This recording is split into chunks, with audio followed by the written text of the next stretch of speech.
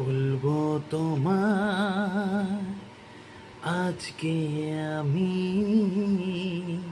একটি মেয়ের গল্প প্রেমের।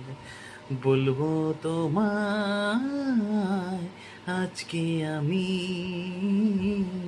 একটি মেয়ের গল্প প্রেমের। চুপি চুপি কার ছবি এঁকেছিল সে অন্তরে। বলবো তোমায় আজকে আমি একটি মেয়ে গল্প প্রেমে।